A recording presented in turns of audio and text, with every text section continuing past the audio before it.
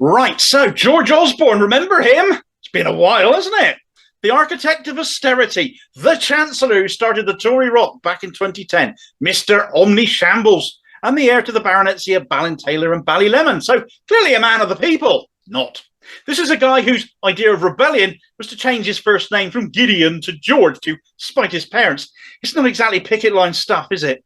Anyway, he's relevant again because in a Murdoch Times interview headlined, Rachel Reeves for first female Chancellor, George Osborne thinks so, and unhelpfully stuffed behind a paywall for us ordinary proles to read, Osborne has basically endorsed Reeves as the best option going forwards. A staunch Tory, the sort of person who wept at Thatcher's funeral, and economically illiterate mass of imbecile enthusiasm saying it wouldn't be terrible for the country if Keir and Rachel were in charge, if Labour were to take over the nation's purse strings next with Rachel Reeves at the helm.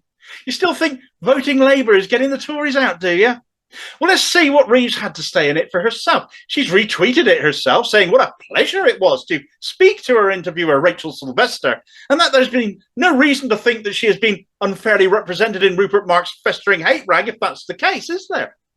It actually started with Sylvester talking about meeting Reeves at a party, ahead of their interview where she found Reeves in deep conversation with George Osborne.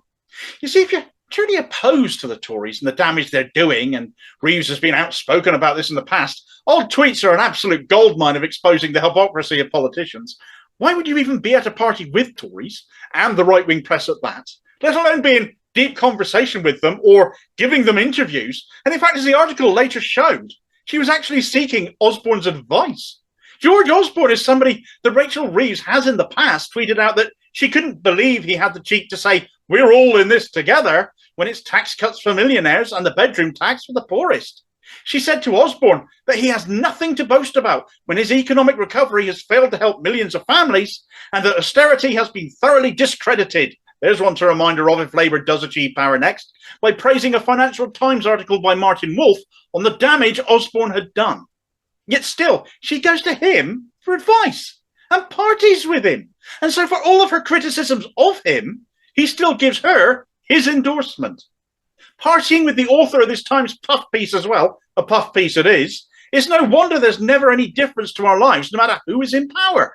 When those the media backs are the ones that their billionaire bosses basically endorse, and when politicians of opposing parties rub shoulders with each other too, getting along swimmingly, all chummy, is it little wonder that functionally those permitted to run the country always end up being all the same?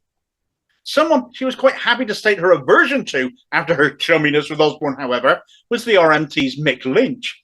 We've all become familiar with Lynch's manner in interviews. If he's asked a fair question, he will give it a fair answer. But if he's been asked something stupid, woe betide the journalist who did it, because they'll get bodied. He'll say that it's a stupid question. He'll say why he thinks it's a stupid question, and he will call the interviewer out for why they would be asking such a question.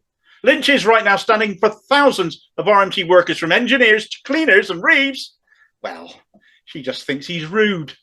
Apparently she was in the car with her kids when he heard him conducting an interview on the BBC, and they went, Mummy, why is that man so rude? I'm sure they really did. Her kids are 7 and 10 after all. Needless to say, she won't be showing up on a picket line either anytime soon. I want to govern for the whole country, she says. Yeah, the sort of parties with rather than ordinary working class workers, it would seem, just like Starmer. How would you fix the cost of living crisis and the incomes and safety of services these people are striking over? No open checkbook, no announcements on how she'd do it, nothing. Under Starmer and Reeves, Labour is the nothing will change party right now. For many of us, though, Reeves can never be trusted because in 2015, she told us all that Labour under her would be tougher on benefits than the Tories, continuing their false allegation, which has driven so many people to suicide, that somehow they are undeserving, which boosts the incomes of, but actual fact, which boosts the incomes of many people already in work, these people who might be disabled. And she would treat them even worse than the Tories have been for the last 13 years. With Keir Starmer as leader, she still has the opportunity to make good on that threat.